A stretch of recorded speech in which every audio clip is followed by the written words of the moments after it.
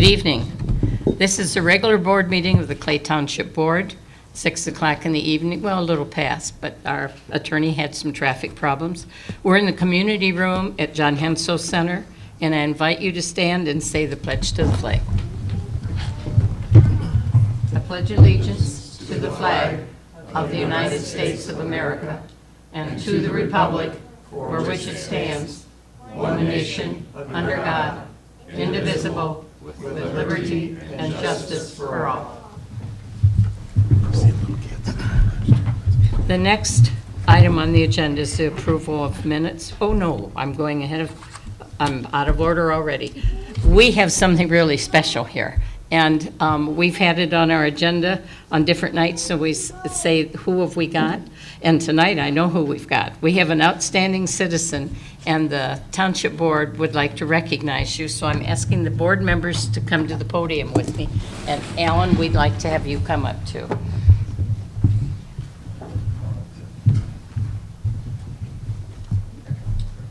We're going over here. Hold on.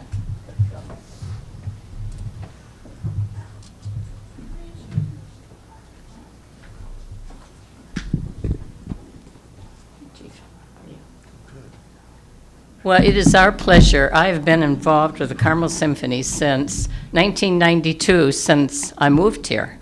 And Alan moved in 18 years ago, and we see his imprint everywhere.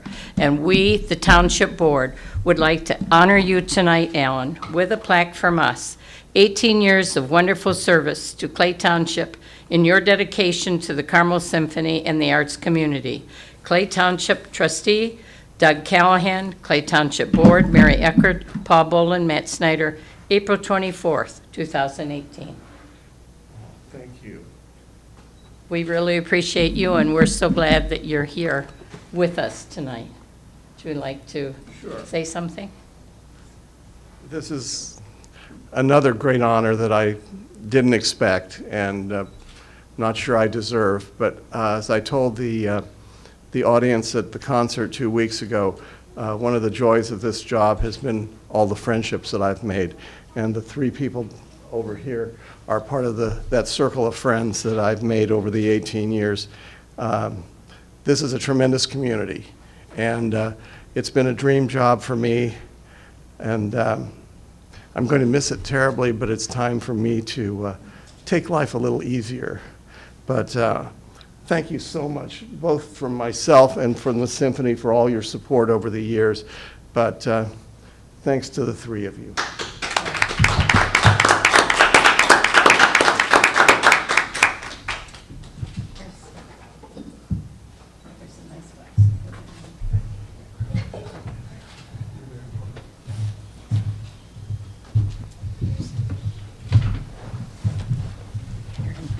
I am in your seat.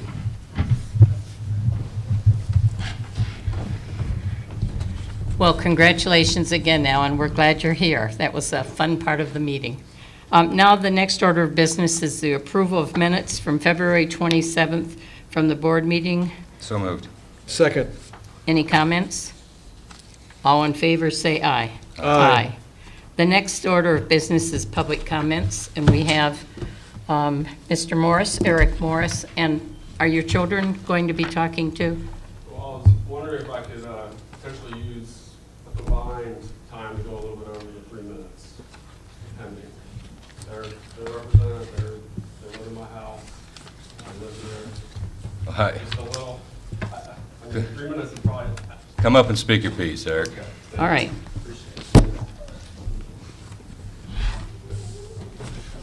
Here are the kids. Thank you. My name is Eric Morris, 1075 Arlington Court.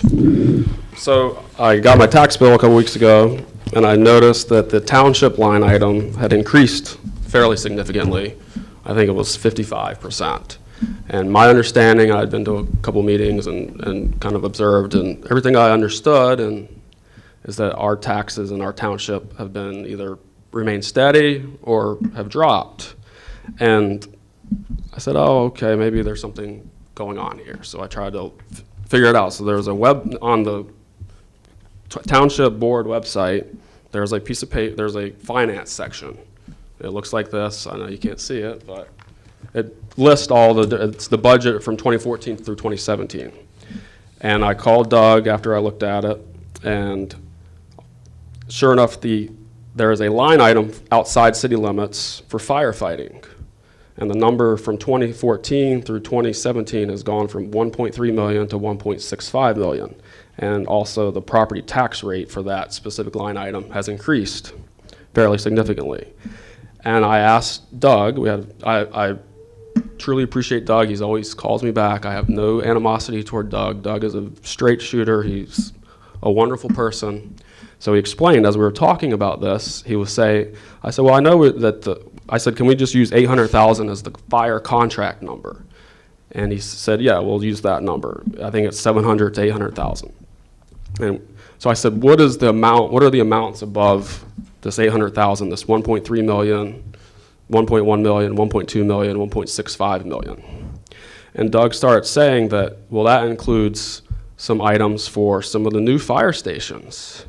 And I said, Doug, I don't know that much, but I'm pretty sure that the whole township is supposed to cover that portion. Are you saying that our little home place section is covering, through our property taxes, the additional fees beyond the contracted amount for the fire contract? And he said, yes. And I said, Doug, that just doesn't make sense to me. And he said, well, that's the line that I didn't even know this DLGF, they have a line for firefighting, and that's where I put it. I said, okay, it just doesn't sound quite right to me. And he said, well, I'll talk to Angie Stino at Crow Horvath. I said, okay, that would be great. I think you should talk to her sooner. This just didn't leave me with a warm and fuzzy feeling. So, at that point, we kind of left it as he was going to check, but I still wanted to get some more information, so I started kind of digging around on the DLGF website, since he mentioned it. I started finding stuff. I only found enough that makes you dangerous, correct? I don't hold myself out as an expert. In fact, just a couple months ago, I didn't really hold myself out as an expert, but the expert actually cleared me up, and that's really all I was trying to do is to get clarification. But based on what Doug had told me, it did not make sense that this little home place portion, which does pay an additional tax, it would pay additional tax for things beyond the fire contract. So as I dug deeper, I started finding things that kind of made me a little wondering. So finally on Thursday, I spoke to, I think, the deputy director of the DLGF, and he explained that there's a line item budget estimate report. And he wanted to make sure we were on the same page, and I appreciate him calling me back, because it's a lot easier to sometimes do this verbally. Doug and I were supposed to meet at 10 this morning. I don't know what we were specifically going to talk about. He's worried about taxes in the future. I'm worried about taxes in the past, but I was certainly going to meet with him. My wife was going to watch these three wonderful young women while I did that. But unfortunately, Doug is ill. Hopefully he gets better. But anyway, this budgeted spending 2012, thank you for the time, I appreciate it. 2012, the line item 1111, which is fire, in 2012, has three expenses: station number 45 maintenance, communication center, and fire contract. Fire contract makes sense to me. Communication center makes sense to me because it's mentioned in the fire contract. Station number 45 maintenance, I'm not sure. Now, when I come to the 2018, I'm sorry, but the one that the deputy director of the DLGF pointed me to, as he and I talked, and I was rushing out of town for the weekend, he wanted to make sure that I was talking about fire contract and the same. So now there are, beyond fire contract, there's communication center, there's fire station repairs and maintenance, township outdoor warning signals, Carmel Fire Department physicals, liability property insurance, station 43, 44, and maintenance facility, promotional programs, and construction outlays. So that seems beyond what I understood what we in Home Place were paying for. So I did go back to the contract that Doug provided me a while ago, and then I've now found it, as Doug told me to find it on the Carmel laser fiche. So the numbers for the fire contract are roughly correspondent. But then I also found what Mr. Bosma drafted in, I think, 2013 or 2014, which is the interlocal agreement for the construction of the new fire stations. And I did find on page 5 of that, and again, I'm sorry for that, taxing and finance matters. There's supposed to be a uniform tax rate for what this contract was about, correct? Property throughout the township, including those areas both within and outside of the city, for the purpose of funding all lease purchase payments in any way related to anything to do with that. Now, there also has, in the last couple of years, been a new line item below the fire one that's fire debt. And just give me one more second, I appreciate it. For fire line item, the net assessed value number that the DLGF uses to determine the tax rate is this is 2018, uses a number of $182,089,967 for all these fire 1111 line items. The very next, but if you go to the next line item, which is the fire debt, it is a number much larger than 182 million. It's 6 billion something. So there is some portion of our taxes all throughout the township that are paying fire debt, but it seems to me, and I don't understand, that's why I'm trying to get answers, why are there these additional items beyond the fire contract being included in this firefighting line item? And if they are they only being taxed on property holders, or I guess COIT payers? I don't know how that works. That's way too complicated for me. Within our little enclave of Home Place. And just as a final close, the taxes for Home Place itself through the township on the county assessor form have increased for me from 2013 to 2014, 96%, from 2014 to 2015, 26%, from 2015 to 2016, minus 1%, from 2017 to 2018, it went up 29%, and then the light bulb went off in my brain. I was really watching more closely because of the annexation, just making sure the city wasn't somehow or another getting us, I guess. But this year it went up 53%. And then I looked at the contract amounts they've only increased about 3% per year, which is roughly what you would expect for government services. So, and our assessed values kind of increased decently too. So that is my question. That's all I've been trying to figure out is why in Home Place are we paying significantly higher taxes through your approvals and through Doug's submission to the DLGF. I will be more than glad to discuss this at any time. I appreciate this. It was not meant for animosity purposes, though I was disappointed that people did not engage me the way, and I understand Mr. Bosma will not engage me unless he's asked by you or Mr. Callahan, and I was not told that he was going to contact me. So thank you very much. Thank you for allowing me to go over 3 minutes. I truly appreciate it. Eric, you're fine. So, we'll apologize. Obviously, there's been some communication issues. We can move on from that, though? Yes. Okay. Yes. I'm going to restate your question, just so I understand it. I'm not going to speak to the increases necessarily. Somebody else can do that. And I'm going to say if they have gone up, I mean, it was for a need in the community.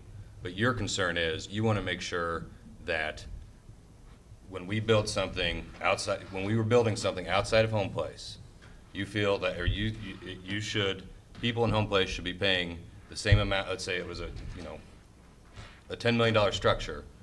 Proportionately, you should be paying the same as people outside of Home Place within the city limits. Correct. Okay. So, Yeah, Counselor's going to speak now. Okay. thank you. Would Mr. you like me to Morris, stay first of up all. here? Or? go ahead. It's Okay. not my meeting, so Yeah, we probably won't come to a solution tonight, but I want to make sure that everybody has all the questions out there so we can get back to you. Okay. Thank you. okay. Well, first of all, thank you, and thank you, members of the board. Forgive my tardiness tonight. So I can answer, I believe, Mr. Morris, some of your questions. I didn't know the extent of some of your research, so we may have to get back to you on some of it. First, I want to say on behalf of Trustee Callahan. He was very sorry he couldn't meet with you this morning. He actually had some sort of kidney stone event overnight, so he was in the emergency room and was very sorry and wants to meet with you and has pledged to meet with you once he's back in the office. So on a few issues, the maintenance of stations, which are co-owned by the township, the debt that is fire debt that is throughout the township, both inside and outside of the city. It is my belief and best recollection from 2013 that the proportion of that follows the amount of township assessed value that is not in the city.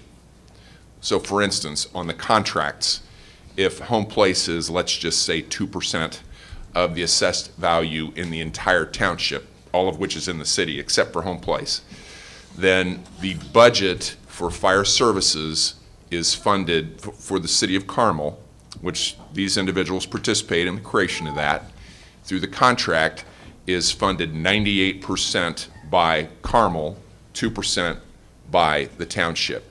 Now there's one problem with that because that's a year in arrears, right, because of our assessment situation, or the assessment process here. So it was how much, in prior years, it was how much of the township was not in the city last year, not this year, right? Correct. Yes. So, and I'm throwing out made-up numbers here, Eric, just FYI. But, so you're saying if there was $1 million in maintenance, regardless of where that maintenance was done, the township is liable for 2% of that maintenance? What I'm very confident on is on the fire contract. This is fire operations. I'm 100% confident that that's the case. On the maintenance, I'm going to have to look at the 2013 interlocal. Things were different here 5 years ago, obviously. I believe that there's proportionate maintenance to the portion of the township that's not in the city, but I'm not 100% confident. I can remember distinctly back about 3 years, 5 years, I'm just a little fuzzy. That was a little bit of a joke, Matt. So I do want to look at the agreement. With respect to other items that are financed out of the budget, I don't have a good answer on that. For instance, the alarm sirens around the township. I know the city and the township have long shared expenses in various ways that make sense for the taxpayer. So with respect to parks, for instance, sometimes the township will pick up this expense while the city picks up this much larger expense. So I don't know if Ms. Stino has any additional information on that, but the goal, as I understood it, was to have the tax burden rate-wise roughly level between those who are in the township and served by the city and those who are in the township served by the city and those who are in the city served by city fire also.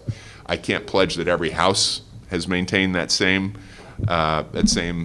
level of equity, but that was the goal. So, and I'm happy to try to look at the documents that you have and give further answers. Do you have anything you want to add to that, Angie?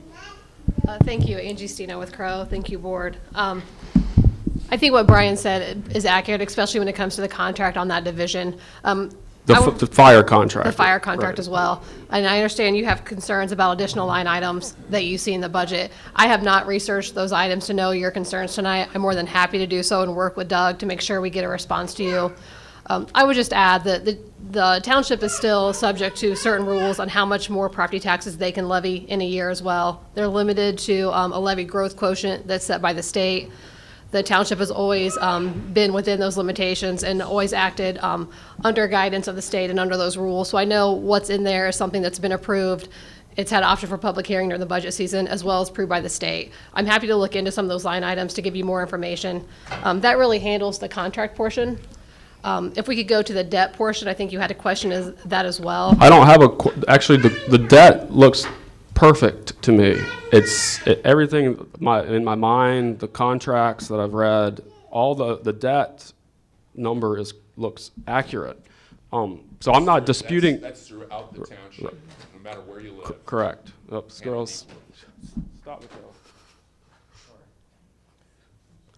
My wife had to go earn some COA tonight. Thank you.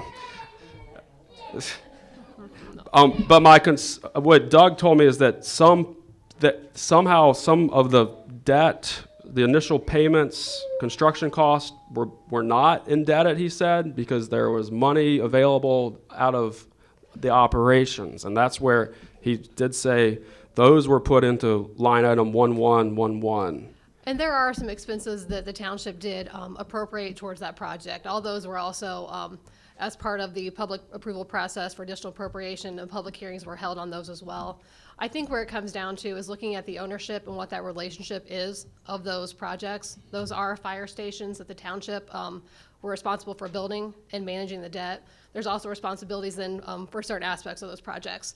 So I'm happy to look into more and give you more detail, but there are responsibilities of the township as we're going forward with that project that they've accounted for. And I'll work with Doug to get your answers. And as I told the gentleman from DLGF, by the way, he did say that fire line item has a $3 million cap, so it wouldn't have triggered anything. And I'm not disputing any appropriations. It wasn't a budgetary situation. And the gentleman from DLGF did explain that if the fire contract says $732,000, that for budgetary purposes, what you were describing, you might need to go higher or to have extra operational funds for future. So I'm not disputing that at all, or whether there's too much. That's not my question. It's not whether there's too much being appropriated toward anything. It's just a question of whether some additional line items are in that 1111. Thank you very, very much. Appreciate it. So, just so we're all clear, Brian and Angie are going to get together, and with Doug when he gets out of the hospital, they're going to powwow, do their research, and then what is a reasonable timeline to get back with Mr. Morris? I'm leaving the country tomorrow for 10 days. Okay. So I will be out of pocket for that. But I think my portion of this, which is the debt, which is shared equally by every tax-paying entity in the township, in and out, the maintenance, which is the same, that's my portion of it, really. I think the question is these additional expenditures outside of those issues, which Angie would know more about than I do. And if Angie has questions, you've got a I allegedly have data and cells, so I can answer the phone and. Well, I mean, Well, someone in you've your got somebody in your office. office that could. This probably needs to be me. I do Okay. this stuff without the documents in front of me generally, so. Okay. I mean- Angie, what's a reasonable timeline to do your research? So I would say, giving me a little bit of time to do some research and meet with Doug, end of next week, the week after, That's- 2 weeks, we'll get your response. That's but- fine. Yeah. I've already put in my electronic payment for my taxes, so I'm not paying my taxes or anything, so. So are you comfortable, Mr. Morris? That's all I just want is when my conversation with Doug, I did not have a warm and fuzzy that he and I were even agreeing about what my concern was, and that's why I was glad he got back and was going to meet with me this morning. But all I want is just a chance to discuss, like I said. Do you feel now that I feel like that we understand your I think we all understand that the fire contract is only this portion. Anything else beyond that would be throughout the township, is my understanding. Well, actually, I'd say just the opposite. The fire contract is throughout the township. The fire contract is funded equally by those inside and outside of the city. But through different, we're funded through the township. We pay through the township. Right. Right. But Home Place pays 2% of the budget, or whatever its assessed value percentage is. Taxpayers within Home Place, I should say. And the same thing is, debt is shared equally, without exception, because it's township debt. It's collected in the city also by every taxpayer that resides in Clay Township, both for the new stations and the old ones. And it's the additional expenditures in the fire fund that I am uncertain about. Yes, that's the question. Thank you. And you think those should have been equally split? That should have been. It may be. I don't know the answer. I don't ever. But that's what we're trying to figure out. Correct. Okay.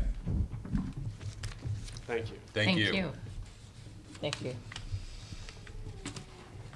There are no action items tonight, but there are information items, and we're asking Mr. Williams to step to the microphone and bring us up to date. Thank you for having me come tonight, or letting me come tonight. Pass this out to you. I have a PowerPoint, but I also have Thank you. paper copies for you. Thank I you. want to add that he's from the Clay Township Regional Waste District. Yes, thanks. I was here about a year ago and saw the Parks Board, or the Parks Director put on a presentation for you. And I was just really impressed with what they were doing there and all the information they provided, so I thought, well, I really need to do that. So it's taken me a year to come around to get it to you. But I'm gonna try to stand off here to the side so I don't block the screen too much. But let me see if I can get this to work. Okay, a little bit about the district. We were formed in 1975. Oh man, yeah. And we have nine appointees, and you, and Doug, appoint 5 of our 9 appointees, so you have a big impact on the district in that regard. And with the, over the years, we've grown to over 15,000 customers now, which is equal to about 40,000 residents in the west half of Clay Township and part of Zionsville. So it's a pretty substantial number of your constituents that we serve.